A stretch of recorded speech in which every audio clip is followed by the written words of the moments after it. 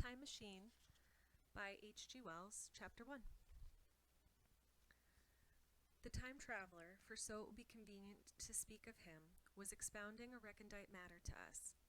His gray eyes shone and twinkled, and his usual pale face was flushed and animated. The fire burned brightly, and the soft radiance of the incandescent lights in the lilies of silver caught the bubbles that flashed and passed in our glasses. Our chairs, being his patents, embraced and caressed us rather than submitted to be sat upon, and there was that luxurious after-dinner atmosphere when thought runs gracefully free of the trammels of precision. And he put it to us in this way, making the points with a lean forefinger, as we sat and lazily admired his earnestness over his new paradox, as we thought it, and his fecundity. You must follow me carefully. I shall have to convert one or two ideas that are almost universally accepted. The geometry, for instance, they taught you at school is founded on a misconception. Is not that rather a large thing to expect us to begin upon? Said Philby, an argumentative person with red hair. I do not mean to ask you to accept anything without reasonable ground for it. You will soon admit as much as I need from you. You know, of course, that a mathematical line, a line of thickness nil, has no real existence. They taught you that? Neither has a mathematical plane. These things are mere abstractions. That is all right, said the psychologist. Nor, having only length, breadth, and thickness, can a cube have a real existence. There I object, said Philby. Of course a solid body may exist, all real things. So must people think. But wait a moment. Can an instantaneous cube exist? Don't follow you, said Philby. Can a cube that does not last for any time at all have a real existence? Philby became pensive. Clearly, the time traveler proceeded. Any real body must have existence in 4 dimensions. It must have length, breadth, thickness, and duration. But through a natural infirmity of the flesh, which I will explain to you in a moment, we incline to overlook this fact. There are really 4 dimensions, 3 which we call the 3 planes of space, and a 4th, time. There is, however, a tendency to draw an unreal distinction between the former 3 dimensions and the latter, because it happens that our consciousness moves intermittently in one direction along the latter from the beginning to the end of our lives. That, said a very young man making spasmodic efforts to relight his cigar over the lamp, that very clear indeed. Now it is very remarkable that this is so extensively overlooked, continued the time traveler, with a slight accession of cheerfulness. Really, this is what is meant by the 4th dimension, though some people who talk about the 4th dimension do not know they mean it. It is only another way of looking at time. There is no difference between time and any of the 3 dimensions of space, except that our consciousness moves along with it.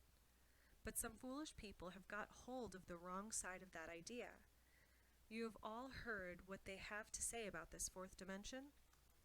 I have not, said the provincial mayor. It is simply this, that space, as our mathematicians have it, is spoken of as having 3 dimensions, which one may call length, breadth, and thickness, and is always definable by reference to 3 planes, each at right angles to the others. But some philosophical people have been asking why 3 dimensions particularly? Why not another direction at right angles to the other 3? And have even tried to construct a 4th dimension geometry. Professor Simon Newcomb was expounding this in the New York Mathematical Society only a month or so ago.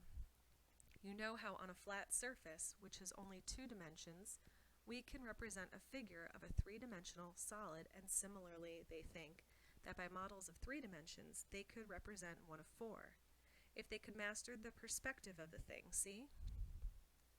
I think so, murmured the provincial mayor, and knitting his brows he lapsed into an introspective state, his lips moving as one who repeats mystic words. Yes, I think I see it now, he said after some time, brightening in a quite transitory manner. Well, I do not mind telling you, I have been at work upon this geometry of 4 dimensions for some time. Some of my results are curious. For instance, here is a portrait of a man at 8 years old, another at 15, another at 17, another at 23, and so on.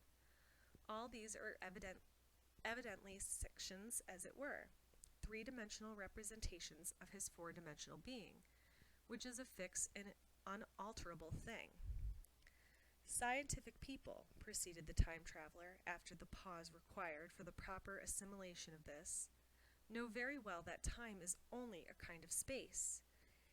Here is a popular scientific diagram, a weather record. This line I trace with my finger shows the movement of the barometer. Yesterday it was so high, yesterday night it fell, and the morning it rose again, and so gently upward to here. Surely the mercury did not trace this line in any of the dimensions of space generally recognized, but certainly it traced such a line, and that line, therefore, we must conclude, was along the time dimension. But, said the medical man, staring hard at a coal in the fire, if time is really only a fourth dimension of space, why is it, and why has it always been, regarded as something different? And why cannot we move in time as we move about in the other dimensions of space? The time traveler smiled. Are you sure we can move freely in space? Right to left we can go, backward and forward freely enough. And men always have done so. I admit we move freely in two dimensions. But how about up and down?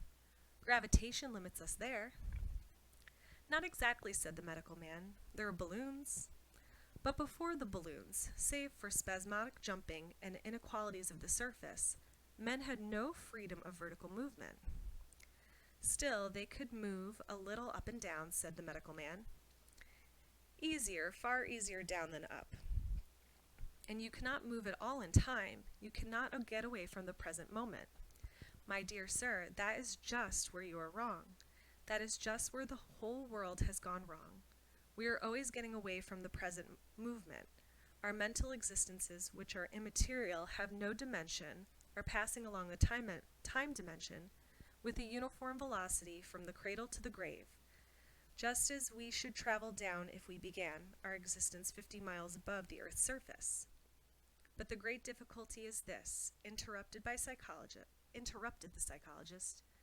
You can move about in all dimensions of space, but you cannot move about in time. That is the germ of my great discovery.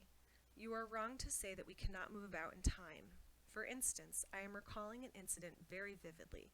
I go back to the instant of its occurrence. I become absent-minded, as you say. I jump back for a moment. Of course, we have no means of staying back at any length of time, any more than a savage or an animal has of staying 6 feet above the ground. This. But a civilized man is better than the savage in this respect. He can go up against gravitation in a balloon, and why should he not hope that ultimately he may be able to stop or accelerate his drift along the time dimension, or even turn and travel the other way? Oh, this, began Philby, is all— Why not, said the time traveler. It's against reason, said Philby. What reason, said the time traveler. You can show black as white by argument, said Philby, but you will never convince me. Possibly not, said the time traveler, but now you begin to see the object of my investigations into the geometry of 4 dimensions. Long ago I had a vague inkling of a machine. To travel through time, exclaimed the very young man. That shall travel indifferently in any direction of space and time as the driver determines. Philby contented himself with laughter. But I have experimental verification, said the time traveler. It would be remarkably convenient for the historian, the psychologist suggested. One might travel back and verify the accepted account of the Battle of Hastings, for instance. Don't you think you would attract attention, said the medical man. Our ancestors had no great tolerance for anachronisms. One may get one's Greek from the very lips of Homer and Plato, the very young man thought. In which case they would certainly plough you for the little go. The German scholars have improved Greek so much. Then there is the future, said the very young man. Just think, one might invest all one's money, leave it to accumulate at interest, and hurry on ahead. To discover a society, I said, erected on a strictly communistic basis. Of all the wild, extravagant theories, began the psychologist, Yes, so it seemed to me, and so I never talked of it until— Experimental verification, cried I. You are going to verify that? The experiment, cried Philby, who was getting brain-weary. Let's see your experiment anyhow, said the psychologist, though it's all humbug, you know. The time-traveler smiled round at us. Then, still smiling faintly, and with his hands deep in his trouser pockets, he walked slowly out of the room, and we heard his slippers shuffling down the long passage of his laboratory. The psychologist looked at us. I wonder what he's got. Some sleight of hand trick or that, said the medical man, and Philby tried to tell us about a conjurer he had seen at Burslem. But before he had finished his preface, the time-traveler came back, and Philby's anecdote collapsed. The thing the time-traveler held in his hand was a glittering metallic framework, scarcely larger than a small clock, and very delicately made. There was an ivory in it, and some transparent crystalline substance. And now I must be explicit, for this that follows, unless his explanation is to be accepted, is an absolutely unaccountable thing. He took one of the small octagonal tables that were scattered about the room, and set it in front of the fire, with 2 legs on the hearthrug. On this table he placed the mechanism. Then he drew up a chair and sat down. The only other object on the table was a small shaded lamp, the bright light of which fell upon the model. There were also perhaps a dozen candles about, 2 in brass candlesticks upon the mantel, and several in sconces, so that the room was brightly illuminated. I sat in a low armchair nearest the fire, and I drew this forwards so as to be almost between the time-traveler and the fireplace. Philby sat behind him, looking over his shoulder. The medical man and the provincial mayor watched him in front from the right, the psychologist from the left. The very young man stood behind the psychologist. We were all over the alert. It appears incredible to me that any kind of trick, however subtly conceived and however adroitly done, could have been played upon us under these conditions. The time-traveler looked at us, and then at the mechanism. Well, said the psychologist. This little affair, said the time-traveler, resting his elbows upon the table and pressing his hands together above the apparatus, is only a model. It is my plan for a machine to travel through time. You will notice that it looks singularly askew, and that there is an odd twinkling appearance about this bar, as though it were in some way very unreal. He pointed to the part with his finger. And here is one little white lever, and here is another. The medical man got up out of his chair and peered into the thing. It's beautifully made, he said. It took 2 years to make, retorted the time-traveler. Then, when we had all imitated the action of the medical man, he said, Now I want you clearly to understand that this lever being pressed over sends the machine gliding into the future, and this other reverses the motion. This saddle represents the seat of the time-traveler. Presently I'm going to press the lever, and off the time machine will go.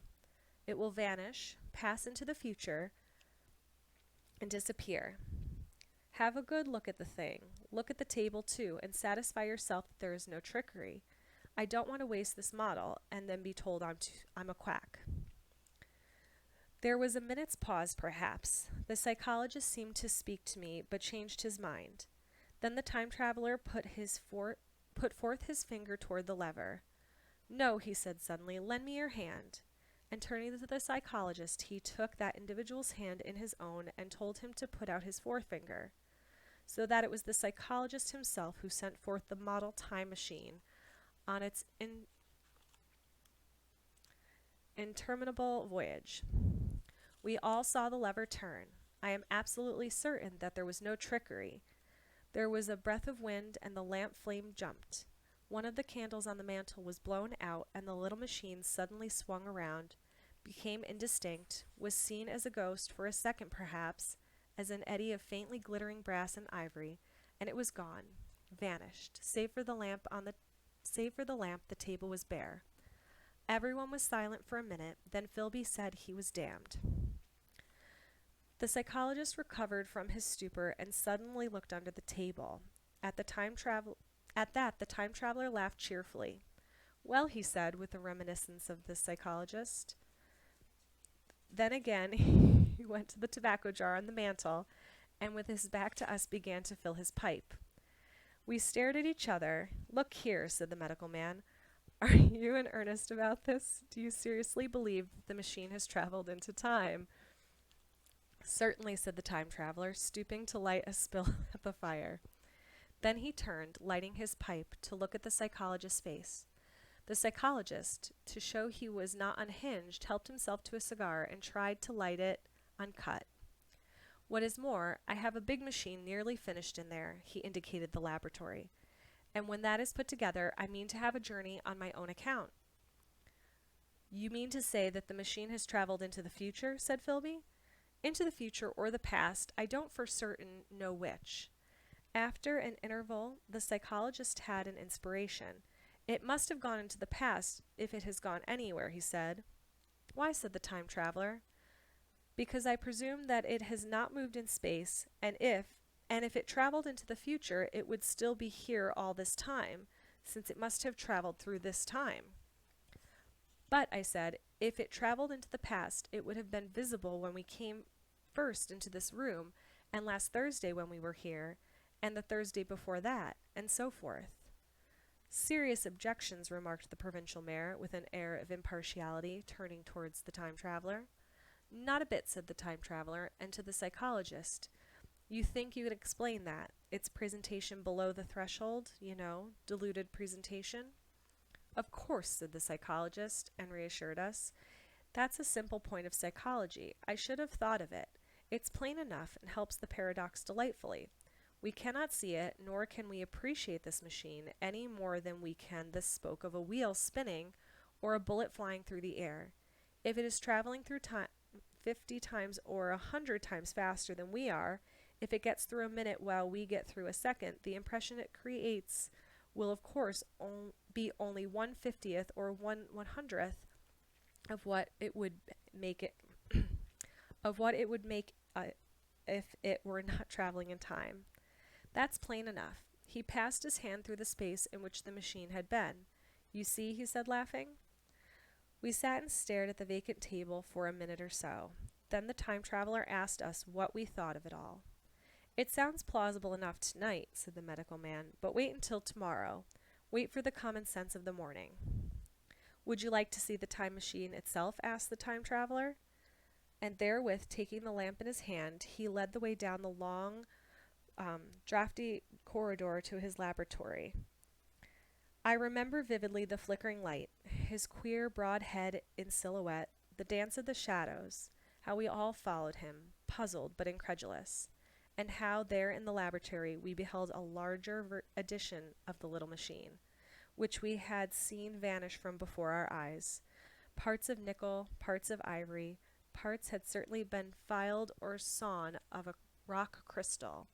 The thing was generally complete, but the twisted crystalline bars lay unfinished upon the bench, besides some sheets of drawings, and I took one up for a better look at it. Quartz it seemed to be. "Look here," said the medical man, "are you perfectly serious, or is this a trick, like that ghost you showed us last Christmas?" "Upon that machine," said the time traveler, holding the lamp aloft, "I intend to explore time. Is that plain?